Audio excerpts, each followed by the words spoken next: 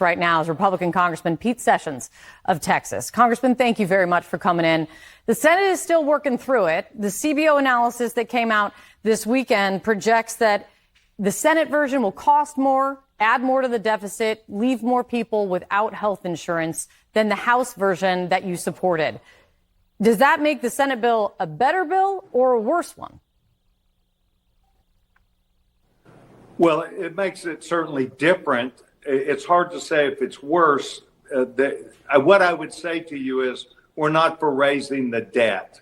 The debt of this country is the problem. It's where inflation is created. But the bottom line to this is we've been through this before where we have disagreements. We have ideas about our bill, and not everybody agreed on our bill, as you know. But it was put together to pass. So what we're going to have to do is come together as a team. We understand overwhelmingly to pass this means that we avoid a 40% tax increase for most Americans. And that is an overwhelming viewpoint that I think my colleagues in the House understand. We can put up with a big, beautiful bill that gives us direction and then come back at some later time. This is not permanent law. We're not going to get the 60 votes. So let's do something that makes a huge difference for the American people, not adding debt. And to be clear, and I know you know this, that when you say we're not here for adding debt, adding to the deficit, raising deficits, the House bill does as well, according to analyses. What I hear you saying is that what you're looking at is that it's worth it in this moment. You talked about tax increases. You don't want to see people's taxes be raised. One thing I'm interested in, because we just heard from my colleague Bill Weir, is about energy bills being raised by this bill. A new analysis came out showing that household energy bills in your state, in Texas, will go up if the bill passes. That's because Texas and other neighboring states especially, they were set to kind of deploy a big amount of wind and solar if the Biden-era energy tax credits stayed in place. The bills, as we see them, they want to kill those tax credits. And for Texas, this analysis says it could mean 16% higher energy costs by 2035, and annual household energy costs could go up by $700+ per year. If that's what happens if this bill goes through, how do you explain that to constituents? Kate, thank you very much. 2 points. First of all, we're having to deal with 2009 law.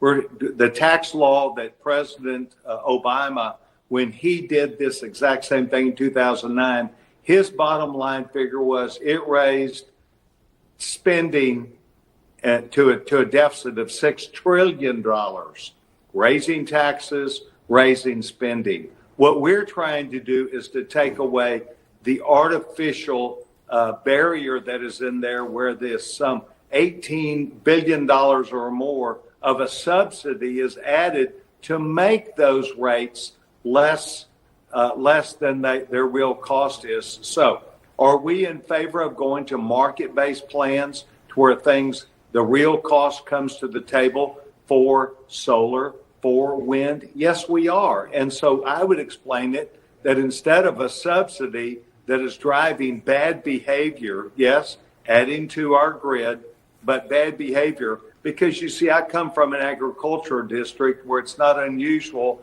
that we lose 30, 40, 50,000 acres at a time of prime agricultural land for a subsidy by people who live somewhere else to put solar panels on. Now, do we need the energy? Of course we do. But the price of that should move to market. And that's where Republicans are, as opposed to subsidizing and making things look different. One new thing that you're facing right now is a new threat from Elon Musk. Congressman, he says that he's now attacking the bill once again, and this time saying that every member of Congress who campaigned on reducing government spending and then immediately voted for the biggest debt increase in history should hang their head in shame, and they will lose their primary next year if it is the last thing I do on this earth. When it's said by just any regular Joe, it might not be something, but when it's one of the richest men in the world, it's quite another something when you see what he helped do for Donald Trump. Does that make you nervous? Yeah, it makes me a little sad more than nervous. I think Elon Musk is the greatest entrepreneur in the world that we've ever seen. He has a large organization plant here, SpaceX, in Waco, Texas. And that comes as friends, not only to Texas, he's got several locations here, but fundamentally he is correct.